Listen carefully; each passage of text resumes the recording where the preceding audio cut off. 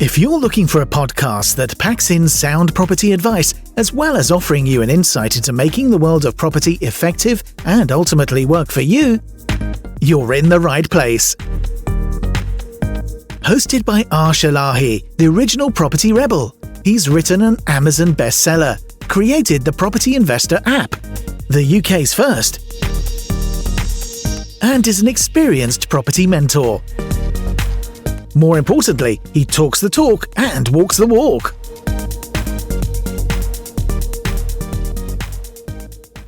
Hi and welcome to another episode of The Property Rebel with your host Arsh. And in today's session we're going to be talking about what it takes to succeed in property. And if I'm honest, this may come across as a bit of a rant, but hopefully you're going to stay with me. So before we do that, I want to say a quick hello and welcome back to all new listeners and also existing listeners. Hopefully you're enjoying the content. Hopefully you're really enjoying the podcast and the series. And more importantly, I hope that you've really subscribed to it. So let's get moving on. Now, this podcast has actually been born because, or should I say, this episode has actually been created as a result of a podcast that I've just listened to. So there are lots of property podcasts out there. I'd like to think that the Property Rebel is one of the most authentic. And the reason why I said it's authentic is because it is a one take recording, which means that we're going to get some ifs, ums and ahs, but believe it or not, that's okay. So just listen to a podcast. So I was doing some exercise, listened to some podcasts, and one of the property podcasts, it come and said, well, how do you succeed in property? And it got me thinking, and I thought, okay, this is quite interesting. Let's have a look at what they say. And I'm going to give you what my take is on what it takes to succeed in property. Now, you could have two people who go to exactly the same training course. Yet, when they leave and they finish that training course, one of them will be very successful and the other one not so. And why is that? Because they've both been there and had exactly the same information. Now, let's relate this back to you as a listener. You've probably been on a training course. You've probably been to one of these events, and believe it or not, that's okay. So, have you followed the journey of one of the guys or one of the people that were at that event? What have they done since? And you could use this as an example. Some of them could be a dual sourcer. Some of them could have gone off and done rent to rent. Some of them could have gone off and bought a whole load of buy to lets. They could have built a development company, so and so forth. There's so many strategies out there. So what was it that made that person so successful? And you could sit back and reflect, and this could actually eat away at you actually. And you could say, well, why have they done so well and why have I not done so well? Now, the key, and I'm going to be completely blunt here, the key is consistency. It doesn't matter about, well, when I say it doesn't matter, it does, but the person that is the most consistent and the most creative will be the most successful. Now, let me break this down for you. The two people that have been on exactly the same course or the same workshop or the same mentorship, whatever it may have been, one of them has taken in the information and probably have made one call this week, perhaps one call next week, perhaps another call in 2 weeks' time, working it around their job, working it around their lifestyle, working it around whenever they can, thinking I'll try and make a few calls here, a few calls there. The other person has gone out and has actually created a timetable and said, on Monday, I'm going to make 5 calls. Tuesday, I'm going to make 5 calls. Wednesday, I'm going to make 5 calls. Thursday, I'm going to make 5 calls. And Friday, I'm going to make 5 calls. Now, over the week, if you gauge the two people, one person's probably made 2 calls that week. The other person has made 25. Now, with consistency, when you first start on the journey, you're going to get some things wrong. And giving you an example, when you start to call estate agents, when you start to call letting agents, you're not going to get it right first time. That will never happen unless you're naturally gifted when it comes to making phone calls. You will make mistakes. So the key to it is by almost like perfecting your craft. When I talk about this, it's that the first time you make the phone call, you're going to stumble, you're going to say some wrong things, and the estate agent or the letting agent or whoever you're speaking to may not buy into you and your confidence. Let's remember, property is a people business, and people do business with people they like. Now, if you come across not so professional, not so positive, don't really know what you're doing, they're not really going to work with you. I hate to say it, but that is actually the truth. And the reason why I say that is I myself, the owner of the Property Investor app, I come across investors all the time, and some of them don't really know what they're doing. Or if they do, they haven't come across that well. So I try and steer away. Now, I say that as me as a property investor, and I know that. I want to really work with people who are committed, people who are confident, people who are positive, and who really know what they're doing. So when they're calling when these people are calling these agents and they're thinking, and the estate, and they're saying, well, can I deal source, or can I work with this agency, or I'm a cash buyer, I can buy this property. The agent will pretty much look at it and think, well, do I really trust this person? Can I really work with this person? Is he going to let me down? How's this relationship going to go? Now, that's probably phone call number 1, 2, 3, 4, and 5. Now, if you're going to get no's on calls number 1, 2, 3, and 4, the average person will think, you know what, this is actually hard work and I'm getting lots of no's. So is this really a good return on my time? Is this really a good return on investment? Maybe I'm not cut out for this. Has that been you? Think about this carefully. And, I'm not criticizing here. I'm trying to break down a point that the person who actually goes beyond hearing all those no's on phone calls number 1, 2, 3, and 4, then goes on to start making call number 5. And what they actually do is start to appraise those calls for number 1, 2, 3, and 4. What did I say? How did the agent react? Why? What did they like? What didn't they like? And you should be making notes of this. More importantly, now the podcast that I just listened to said you should have a script. I completely disagree with that. Because how many times have you picked up the phone and someone on the other side, let's just give you an example. One of these car crash or car accident ones is a great example. Hello, sir. I understand that you've been in a car accident over the last few months. Straight away, you know that's a script. They sound robotic. So I'm going to put it out there and say straight away, there is no such thing as a property script. And anyone that says that there is, how can I put it bluntly? It's a load of rubbish. Remember what I said, people like doing business with people they like. Now, if we had 2 people call the same agent and one person is very scripted. Hi, yeah, can I speak to the property manager? Or can I speak to the office manager? My name is Mr. X. I don't know why I've turned robotic, but my name is Mr. X. I understand that you've got this property. I'm a cash purchaser. I can do this deal within 7 days. I'm looking for properties which are 25% below market value. That very much is the kind of a script that someone that has come out of a training would come with.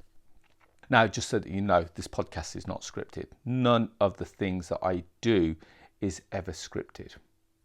But what I tend to do is actually jot down some bullet points. Some bullet points as the kind of things that I would like to incorporate into my call. Is that a script? No, it's not. It's just pointers so that at any point where I'm thinking all the things that I want to cover, I remember, because let's face it, a conversation can go in lots of different ways, and sometimes you think, oh, I forgot to mention that. Oh, I forgot to talk about that. And so one thing that I would say is that before you make a call, spend 5 minutes just preparing yourself for the call. Have a look. So if you've got a property in mind that you're thinking about talking about, why don't you sit down and why don't you appraise that property? So just give you an example. If you've seen a HMO and it's on Rightmove with an agent, why don't you sit down and first of all, have a look and see what information has the agent actually already provided you with. Have they provided you with the floor plan? Have they provided you with the room sizes? Have they provided you with the rental? Have they provided you telling you which kind of tenants are in there? Have they told you, the income, and have they told you whether it's got HMO license? Have they told you whether it's got fire doors, etc.? If not, you're going to make a note of all these things because these are the things that you're going to use to ask. Now, the one thing I will say to you is that the better you become at making these phone calls, The more phone calls you'll make, the more consistent you are. The more consistent you are, the better you become. The better you become, the more confident you become. The more confident you become, the more chances are that you are going to get a yes. And it really is as simple as that. Now, I've been doing property full-time 20 years. When I started out, I was not that confident.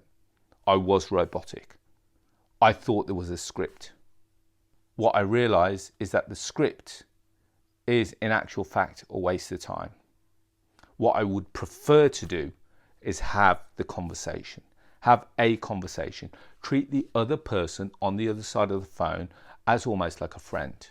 Break the ice. Talk to them. Become likable. Understand who they are, what they're all about. Ask them about all the other things. How's the market doing? How many properties are they selling that month? What do they think of the market? Where is it going to go? How did lockdown treat them? Lots of little things like that, because the first few minutes of the phone call should not even be about the property. The first few minutes about the phone call should literally be about getting to understand the person that you're talking to. Give you an example. I'm just trying to think if this is the right example, and hopefully my wife isn't listening to this. On a first date, what's the first thing that you say? Do you actually get to know the person, or are you, within the first 5 minutes, are you trying to get them into bed? Think about it. You're trying to get to understand this person. You're trying to get to know this person. You're trying to get to like this person. More importantly, they're trying to understand, to get to know you. The longer, and this is a key part, and I say this over and over again, the longer you keep them on the phone, the more chances are that they're going to lower their barrier and they're going to give you more information. Because let's face it, when you call them and you say, hi, my name's Mr. X, I'm a property investor, I'm based in London, but I'm looking at your property here because it's a lot cheaper. How many times do you reckon they've heard that? How many times do you reckon in a day that they get a call from a property investor who promises them the earth and delivers very little? Loads of times. And I can say this to you as the owner of the Property Investor app, that, with all due respect, a lot of property investors are full of crap. They talk about a lot of things, they deliver very little. And this is what makes the difference.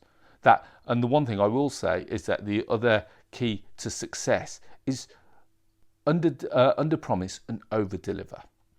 So the first thing I will say to you is consistency is the key.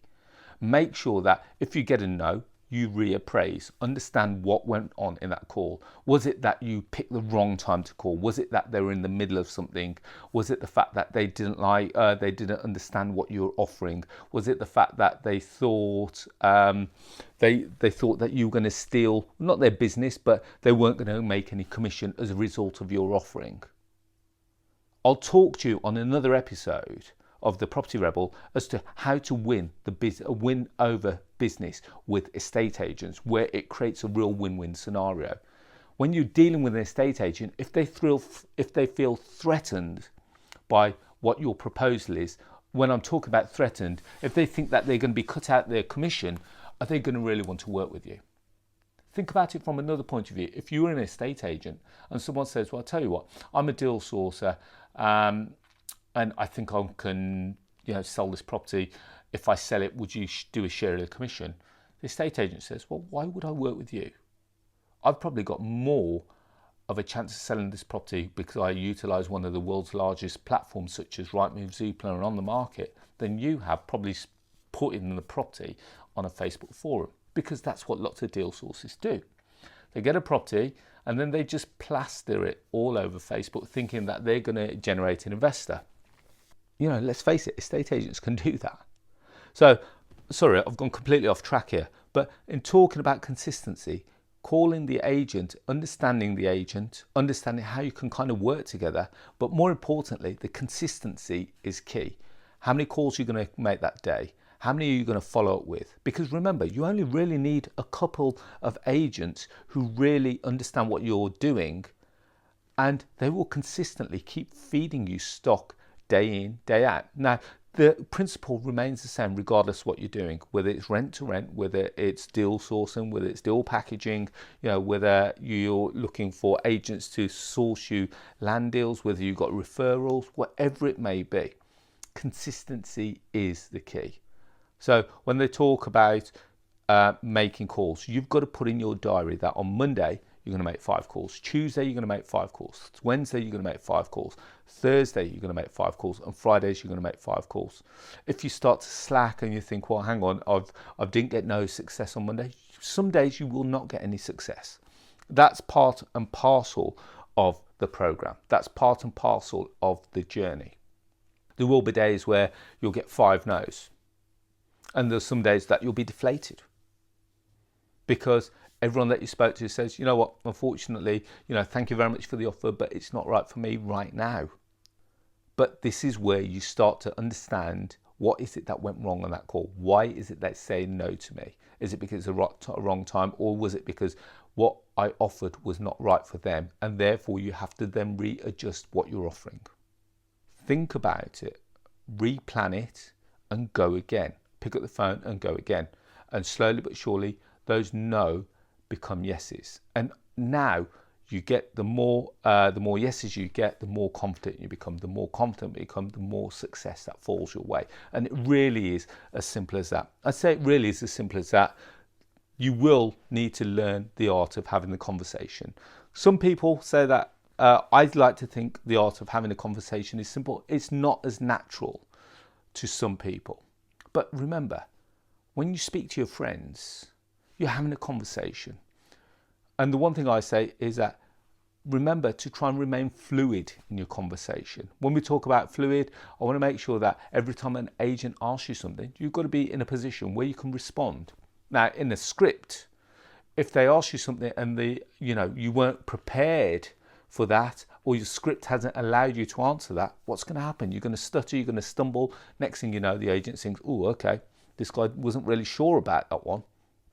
Whereas if you're having a conversation, in theory, you take everything in your stride and then you just keep moving forward and say, I'll tell you what, okay. And if there's something that you're not 100% sure of, why don't you just say, I'll tell you what, give me 10 minutes, let me have a quick think about that, and why don't I give you a call back? There's nothing wrong with saying, tell you what, let me have a quick think and I'll give you a call back. And it gives you another opportunity to have another conversation with that person, to build the rapport, break the ice, and do the deal. Hopefully you've taken some nuggets away from that. I can't stress enough, the key to success is consistency. Do not fall at the first hurdle. If someone says no, don't panic. You've got to learn to dust yourself off, brush off your shoulders, and off you go again. Pick up the next call. Pick up the next call. But make sure you learn from every call. Make sure you learn from every experience. As a result of that, one of the things that you could do is create a call log. So you could actually say, on this day, on Monday, I spoke to this person, this person, this person, this person, and here were my comments, or here were my points from that call. There's nothing wrong with you, and keep a call of that for throughout the year. See how many calls you made, see how many turned into deals, see how many agents you started to work with, see how many investors that you started to work with. So guys, hopefully you've taken away a fair amount from this session, and I really felt that it was important for me to put this out there, because consistency is the key. You've got to make sure that you're out there. You've got to make sure that you're out there doing it. And as always, if you've got any concerns, or if you think you're struggling with it, please feel free to reach out. I'm probably one of the only guys that are happy to speak to anyone and everyone, whatever you're going through. So if you want, you're more than welcome to email my PA, which is admin@arshelahi.com, and I'll try and help as much as we can. As always, hopefully you've enjoyed the session. If you like the thought of more free education, please feel free to go over to my YouTube channel. We release free videos every Thursday at 4 p.m. All you have to do is go to YouTube, search for Arsh Elahi, and you'll see all the videos that we've got out there covering all the different property strategies that I've done. As well as that, you can contact or connect with me on social media. You can find me on Facebook, LinkedIn, Twitter and Instagram by searching Arsh Elahi. And then finally, have you already downloaded the Property Investor app? If not, why not? It's the UK's first property investment marketplace, which showcases all kinds of deals all over the UK. So whether that is below market value deals, rent-to-rent deals, lease option deals, service accommodation deals, and believe it or not, we're actually going into international property deals as well. So we are expanding at a rapid pace. And if you haven't already done so, why don't you go to the website, which is www.propertyinvestorapp.co.uk. Failing that, if you've got a smartphone, why don't you go to the App Store, whether it be iOS or Android, and type in Property Investor. It takes 2 minutes to register, completely free, and you've got all these deals in the palm of your hand. As always, guys, I'd like to thank you very much for all your time. Hopefully you've enjoyed this episode, which has come across as a bit of a rant, and I make no apologies about that. As always, I'd like to wish you all to be safe, well and happy, especially in these testing times. And I will speak to you all very soon. Thank you and bye-bye. The large majority of people make a positive change if they take immediate action. So act now. Download the Property Investor app and join Arsh on his social media channels to excel your property journey.